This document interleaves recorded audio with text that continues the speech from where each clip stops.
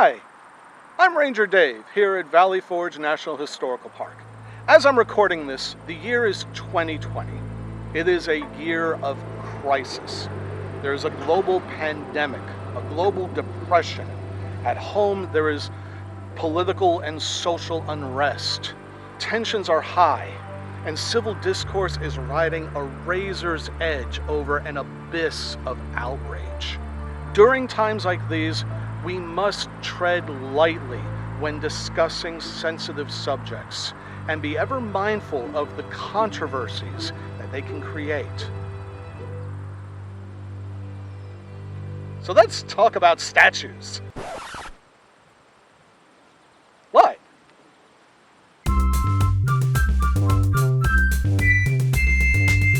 How does someone get a statue built for them? After all, relatively unknown people sometimes get a statue while many famous people don't. Aside from paying for it yourself in a grand gesture of self-importance, usually other people commission the statue as tribute. This means that the person embodied something that others felt worthy of honoring. A statue often says more about the people who built it, the times they lived in, and the values they wish to express than it does the person the statue portrays.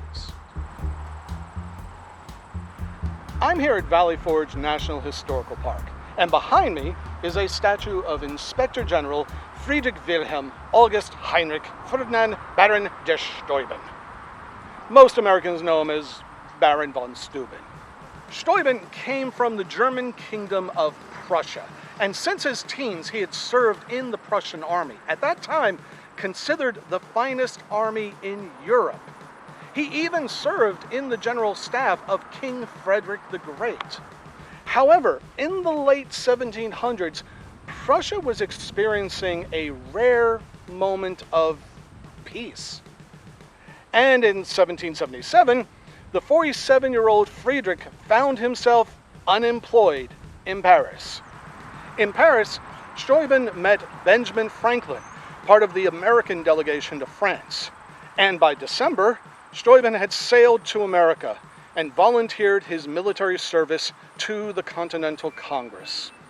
He arrives at Valley Forge in February of 1778, at a time when the Continental Army was in dire straits. As Inspector General, Steuben would reform the Army's training, eventually codified in a manual nicknamed the Blue Book. It's because of this that some experts refer to Valley Forge as the birthplace of the United States Army, even though it was already almost 3 years into the American Revolution. And this video isn't really about him. I mean, don't get me wrong, he is an important part of Valley Forge's history, but so were many other officers who don't have statues in our park. For example, there was a French officer, Thomas Duplessis, who was very important in helping to professionalize the artillery and officer corps, and yet no statue for him. Maybe there were other reasons, other motivations that led to this statue being here. A clue to the statue's importance can be seen in the inscription at its base. Erected by the National German-American Alliance, 1915. In 1915, the National German-American Alliance had an incentive to erect a statue of General Steuben. Germans have been a part of American history since the colonial era, especially here in Pennsylvania, where for a while German competed with English as the common language. In fact, it could be argued that for most of American history, at least among non-English speaking immigrants, Germans were the least discriminated against. Compared to the negative stereotypes leveled against the Irish, Italians, Polish, not to mention the outright hostility against people of color, German Americans had it relatively good in America. That all changed in 1914 and the First World War. Long before the United States officially entered the war, the American public, shocked by the new horrors of submarine warfare and fed regular doses of propaganda from Britain, grew increasingly hostile towards Germany and Germans. Americans considered anti-German prejudice a patriotic duty, and suddenly anything connected to German culture was seen as un-American.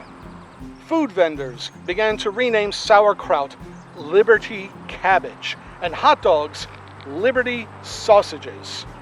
German measles became Liberty Measles, although I doubt the Germans were too upset about that change. German Americans were viewed with suspicion, even outright hostility, and that only worsened once America entered the war in 1917. This culminated in the murder of Robert Prager, a German immigrant who was beaten and hanged by a lynch mob in Collinsville, Illinois. The perpetrators were arrested, tried, and acquitted.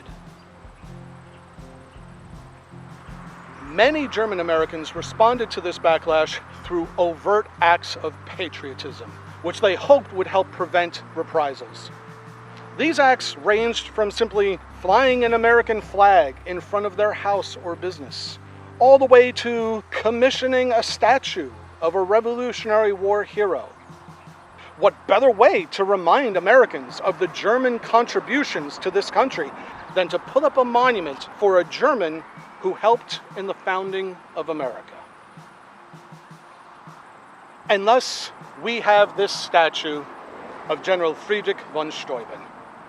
Not only an important figure in his own time, but also a vital symbol long after his death for a people trying to claim their place in American society. Which clearly worked, because nothing else has soured the friendly relationship between the United States and Germany since the end of World War I. Yay! Whenever you see a statue on public display, I encourage you to think not only about the person that statue portrays, but the ideas and values that statue is supposed to represent. Because art has always been about ideas more than people. And statues are no different. Thank you for watching. You can find von Steuben's statue and other monuments at Valley Forge National Historical Park, link in the description. If you enjoyed this video, be sure to share it with others. And please, be kind to each other in the comments section.